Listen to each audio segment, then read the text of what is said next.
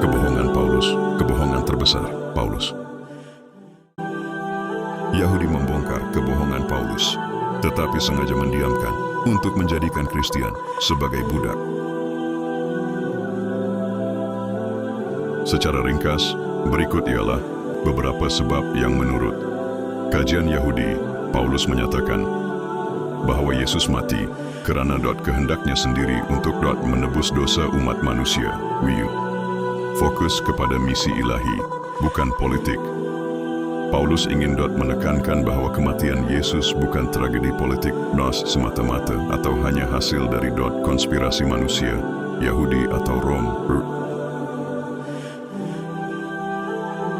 tetapi adalah sebahagian daripada rencana Tuhan untuk menyelamatkan manusia daripada dosa. Ini membuatkan kematian Yesus nampak sebagai satu pengorbanan sukarela. Dia mahu umat manusia percaya semua itu bukan sebagai satu kekejaman bangsa Rom dan sebahagian Yahudi. Kristus telah mati untuk dosa-dosa kita, seperti yang tertulis dalam kitab suci. 1 Korintus 15 ayat 3. 2. Mengalihkan fokus daripada menyalahkan bangsa tertentu. Pada zaman Paulus, ketegangan antara Yahudi dan Rom sangat tinggi. Jika Paulus terlalu menekankan bahwa Rom atau Yahudi yang membunuh Yesus, ia boleh menimbulkan perpecahan, dendam, atau malah kekacauan politik. Dengan menekankan bahwa Yesus sendiri rela mati, Paulus mengelakkan pertikaian politik dan etnik yang mungkin timbul. 3. Mengangkat nilai pengorbanan dan cinta kasih dengan menekankan bahwa Yesus memilih untuk mati demi menebus dosa. Paulus mengangkat nilai cinta kasih Tuhan kepada manusia. Ini sesuai dengan ajaran utama Injil, kasih karunia, bukan pembalasan atau dendam. 4. Yesus sebagai anak domba, korban. Dalam tradisi Yahudi, dosa dihapuskan melalui pengorbanan binatang yang tidak bersalah. Paulus menerapkan konsep ini kepada Yesus. Dia menjadi korban suci, dan pengorbanan itu mestilah dilakukan dengan kerelaan, bukan paksaan. Jadi naratif bahwa Yesus rela mati, materi itu memenuhi gambaran teologi Yahudi tentang penebusan dosa. Kesimpulan, Paulus tidak semestinya cuba membela Rom secara langsung, tetapi lebih kepada mengalihkan perhatian orang percaya daripada menyalahkan manusia kepada melihat rencana keselamatan Tuhan. Ini adalah strategi yang kuat untuk menyatukan orang Yahudi, bukan Yahudi, dan orang Rom dalam satu iman yang sama. Baik, mari kita teliti dengan lebih dalam beberapa ayat penting dari surat-surat Paulus yang menunjukkan bagaimana dia menggambarkan kematian Yesus sebagai satu tindakan sukarela dan penuh kasih, bukan semata-mata perbuatan manusia atau kuasa politik.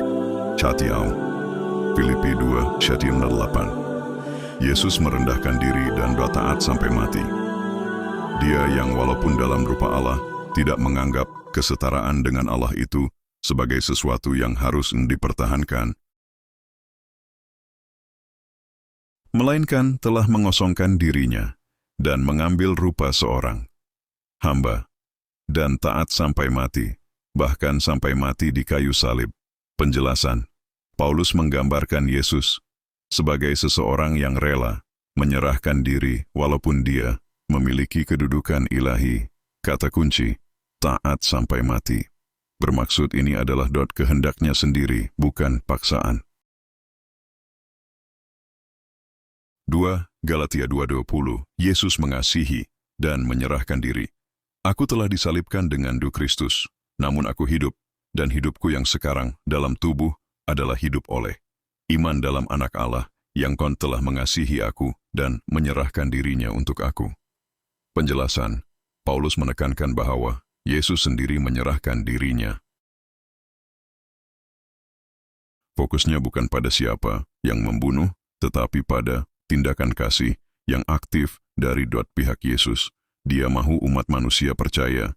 Semua itu bukan sebagai satu kekejaman bangsa Rom dan sebagian Yahudi. 3. Roma 5:8. Kristus mati ketika kita masih berdosa. Kristus telah mati untuk kita ketika kita masih lemah. Tuhan menunjukkan kasih-Nya kepada kita oleh karena Kristus telah mati untuk kita ketika kita masih berdosa. Penjelasan 2. Di sini Paulus tidak salahkan mana-mana pihak manusia, tetapi tekankan bahwa kematian Yesus adalah bukti kasih Tuhan kepada manusia. Yang lebih penting tidak menyalahkan bangsa Rom. Ia satu tindakan inisiatif kasih dari Tuhan, bukan hasil dendam atau kehendak manusia. 4. 1 Korintus 2:7-8. Pemimpin. Dunia tidak faham rencana Tuhan. Kami menyampaikan rahasia, hikmat Tuhan yang tersembunyi. Manusia yang tidak diketahui oleh pemerintah dunia ini, sebab sekiranya mereka mengetahuinya, mereka tidak akan menyalibkan Tuhan yang mulia. Penjelasan 3. Paulus kata bahwa kuasa dunia tidak sadar mereka sedang menjalankan rencana Tuhan. Ini menyokong ide bahwa kematian Yesus bukan kesalahan manusia semata-mata, tetapi sesuatu yang Tuhan izinkan terjadi untuk tujuan yang lebih besar. Kesimpulan lanjutan. Jadi, dalam tulisan-tulisan Paulus, dia tidak menumpukan kepada siapa yang harus dipersalahkan, Yahudi, Rom, atau lainnya. Dia mahu umat percaya, tetapi dia mengangkat kematian Yesus sebagai satu misi sukarela, penuh kasih dan penebusan, dan dia mahu setiap orang baik, Yahudi atau bukan Yahudi, melihat kepada harapan dan penyatuan dalam Kristus, bukan perpecahan berdasarkan politik atau sejarah. Ucapan Yesus saat kematian. Ucapan Yesus saat disalib. Ya Tuhanku, mengapa Engkau meninggalkan aku? Dalam bahasa Aram, Eloi, Eloi, lama sabachthani, dicatat dalam Injil Matius 27:46 dan Markus 15:34. Ucapan ini sering menjadi bahan renungan dan perdebatan dalam teologi Kristen. Komen. Tidak wajar bagi seorang yang rela menyerahkan diri sebagai korban apatah lagi, sebagai Tuhan mengucapkan kata-kata pengecut di saat kematian. Rujuk kata-kata pemimpin hebat Irak, Saddam Hussein, saat kematian, bukan kata-kata pecundang. 1 Matius 26:9. Doa Yesus di Taman Getsemani. Ya Bapakku, jikalau sekiranya mungkin, biarlah cawan ini berlalu daripadaku, tetapi janganlah seperti yang ku kehendaki, melainkan seperti yang Engkau kehendaki. Ayat ini adalah luahan perasaan Yesus yang tidak rela mati, atau sekurang-kurangnya menunjukkan bahwa dia berdoa untuk dielakkan daripada kematian itu yang membuka kemungkinan bahwa Allah menerima mengkabulkan doanya. Dalam Injil Barnabas dan Al-Quran, memang ada pandangan bahwa Yesus, Isa, tidak disalib dan diangkat ke langit, berbeza dengan Injil-Injil dalam Perjanjian Baru Kristen. Berikut rujukan dari kedua-duanya. 2. Injil Barnabas pasal 112, terjemahan tidak rasmi. Yudas dihukum gantung, disalib, dan murid-murid percaya bahwa dia adalah Yesus. Tetapi Yesus telah diangkat oleh malaikat ke langit dalam keadaan hidup oleh perintah Allah. Dalam Injil Barnabas diceritakan bahwa Yudas Iskariot diubah wajahnya menjadi menyerupai Yesus dan dialah yang disalib. Sementara itu, Yesus tidak disalib, tetapi diangkat ke langit oleh Allah. 3. Al-Quran Surah An-Nisa 4, 157, 158, 4, 157.